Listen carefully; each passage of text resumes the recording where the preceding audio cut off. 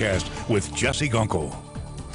Welcome back. Well, as you look at your live tower cam outside, it's been a gloomy day for most of the day. So far, we haven't had to deal with much in the way of rainfall, but if you notice off in the distance, a couple showers developing across the basin. So we're talking on the western side of the Mississippi River. Right now, because of all that cloud cover out there blocking that sunshine, our current temperatures sit in the mid 80s. However, very humid. Going to be a very sticky night for us. Current feel-like temperatures still reside in the mid 90s out there. You see exactly where the rain fell today. You can see it where temperatures have quickly dropped into the mid 70s for portions of the viewing area. Otherwise, elsewhere, it's been dry.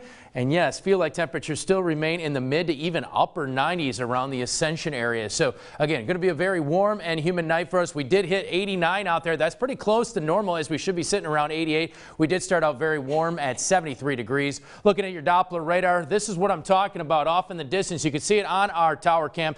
Again, heavy rainfall, a couple thunderstorms, a little bit of lightning in the mix here. A lot of this all drifting off towards the northwest at this point, staying a little bit away from us. However, I still expect a few individual thunderstorms to kind of spawn through early evening before all these storms kind of settle down and dissipate. That most likely won't happen until probably within the next hour to hour and a half. So just pay attention. If you are heading westbound, you're going to most likely run into a little bit of rain. And if you're heading even further westbound, just know that I-10, westbound at the state line is now closed because of all this torrential rain. Some estimates are in the 30 to 40 inch range. Again, these are just some whopping totals. And again, even now a fatal system at this point. Imelda, however, continues to weaken. That is the good news at this point. Winds are sustained at 50, heading west-northwest at about 14 miles per hour, but still producing some heavy pockets. And notice even more thunderstorm activity and convection developing on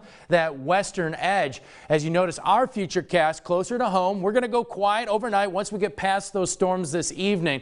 Then we'll start out with some early sunshine tomorrow. However, once we get a little bit of heating, the atmosphere still very unstable at this point. That's why we're going to see some storms pop mainly just after lunch and could last through early evening. Friday night football should be fine, as the majority of that rain will wrap up, but still keeping some storms across southwestern Louisiana throughout the day. And then as we make our way into Saturday, finally a ridge backs in, and we'll look for a lot more sunshine and drier weather as soon as we step into the weekend. Here is your FUTURECAST, and for us, about 3/10, maybe up to about a half an inch. Obviously, the totals start to climb the further west you travel. Some areas even seeing plus 4 inches of rainfall, and that again is mainly across the state line, so going into Texas. But notice for us, again, we're sitting in that half-inch or less category. I also want to point out that Jerry remains a hurricane, could climb to a category 2 before gradually weakening, and then it starts to make more of a northward turn away from the United States, and that means it will stay out of the Gulf of Mexico. Humberto right now still a hurricane, but most likely will become an extratropical system as we head into early on Friday. So here is that big picture for your 7-day. Again, we're going to call for a few scattered showers heading into tomorrow afternoon with mostly cloudy skies.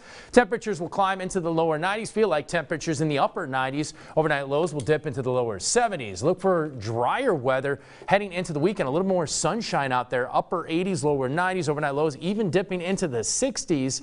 And then for the first day of fall, we'll sit around 92 out there. That puts us just a tad above normal. So again, if you are waiting for autumn to arrive, that is not going to happen next week. Looks like long range now, we may have to wait until October.